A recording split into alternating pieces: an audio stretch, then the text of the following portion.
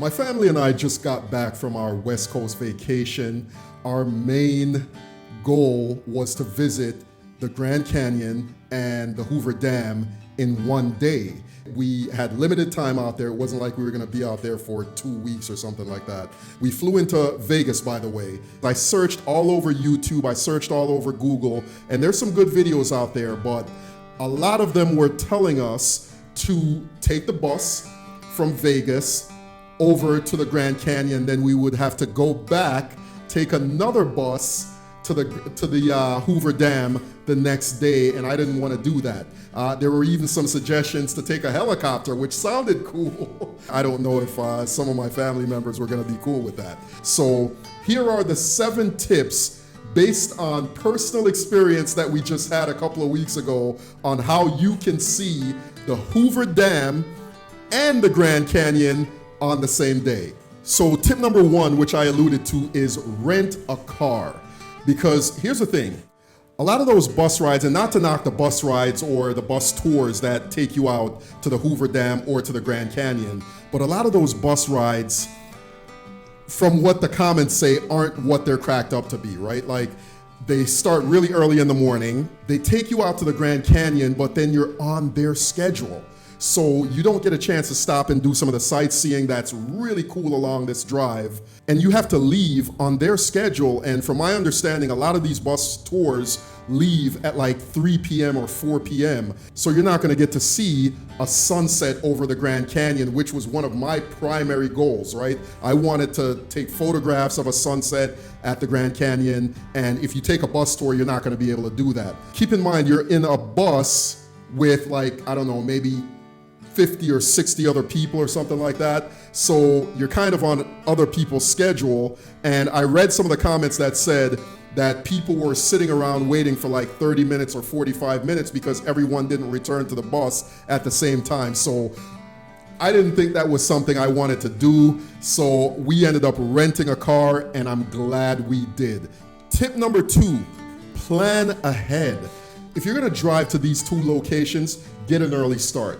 I would recommend sunrise, right? Because you're stopping at the Hoover Dam, which is about 45 minutes to an hour from Vegas. So if you start around sunrise, 6:30, 7 o'clock, you'll get there by maybe around 8 a.m., 8:30 a.m., depending on traffic, and you'll be able to get a nice, 1 or 2 hours in at the Hoover Dam so you can start heading out. So you'll be able to get an early start from Hoover Dam once you leave there, let's say around 11 a.m., and get to the Grand Canyon maybe around by 2, 3 p.m.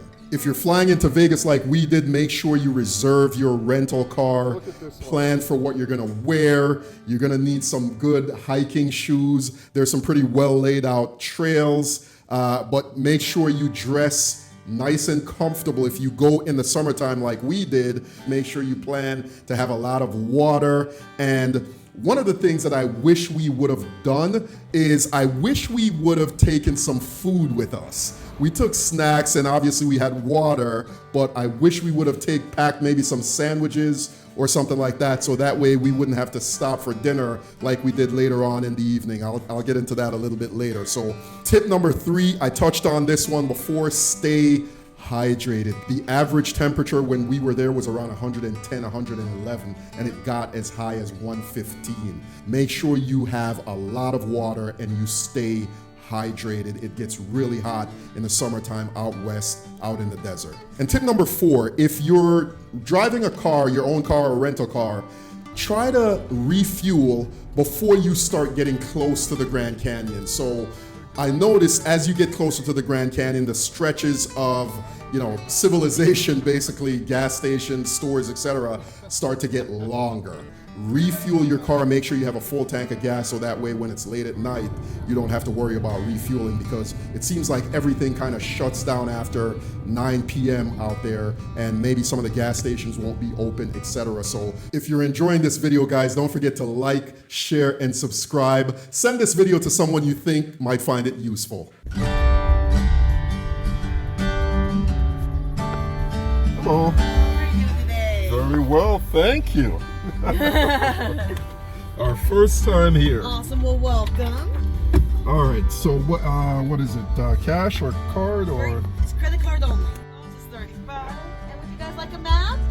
Yeah, sure. Perfect. And then 10 minutes up the road is the visitor center. Okay. Even though they close at noon because they're very short-staffed. Right. Then you can park there. It's a 5-minute walk to the rim, and that's your very first view of the canyon. Okay, very good. And then you guys are all set. Thank you so much. You're very welcome. All right.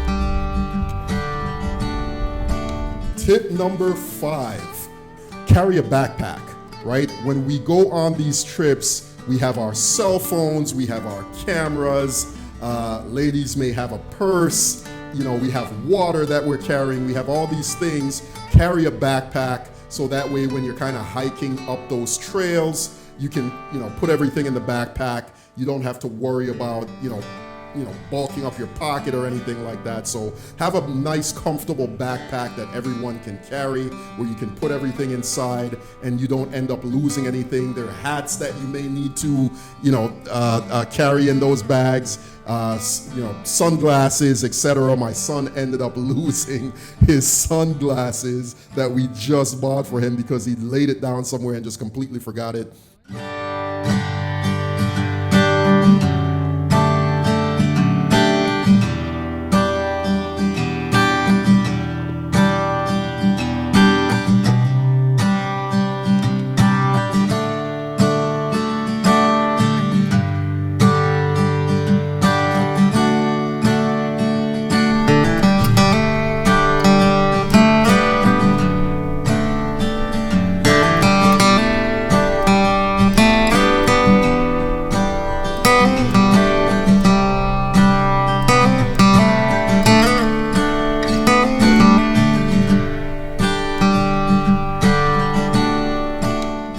Tip number 6, pack food. So as I said before, one of my main goals when I went to the Grand Canyon was to get sunset photos. It means you're gonna leave late, right? You're probably gonna leave the Grand Canyon at like 8:30. So we decided let's stop and get some food at one of the Grand Canyon restaurants.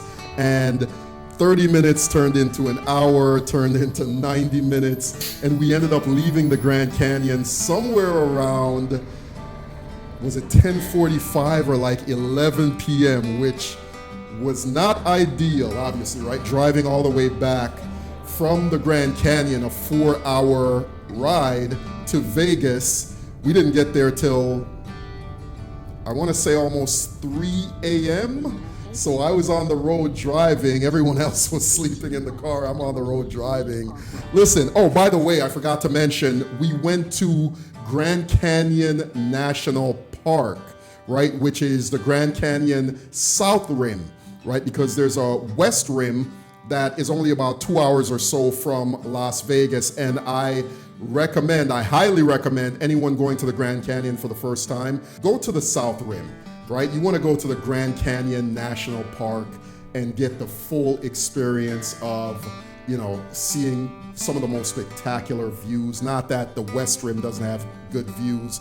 That's where that sky, what do they call it? The Sky Bridge or whatever it is. But Grand Canyon South, the national park, is where I recommend you go if it's your first time. Side note, when you're on vacation, even though you should plan your vacation to a certain extent, leave some room for things that are unplanned. Leave some room for exploration, for getting lost, for just doing things that are not on the beaten path. It will make your vacation that much more fulfilling. And last but certainly not least, tip number 7 is be safe, guys. Be safe. I cannot emphasize this one enough. I can't remember if I have a video of this one girl that was walking on the ledge that overlooked one of the deepest parts of the canyon. She was running on the ledge and kind of doing this dance while her boyfriend was taking a video, and it was like, oh my God. Don't do that, all right? Don't do that. Be safe while you're there. If you're there with your kids, if you're there with whomever. I hope you found this video helpful, guys. If you did, leave a comment below, like, share, and subscribe. Let me know if there's anything else you want to know. If there's anything I forgot to mention in this video, just leave a comment below and ask me, and I'll respond to your comment.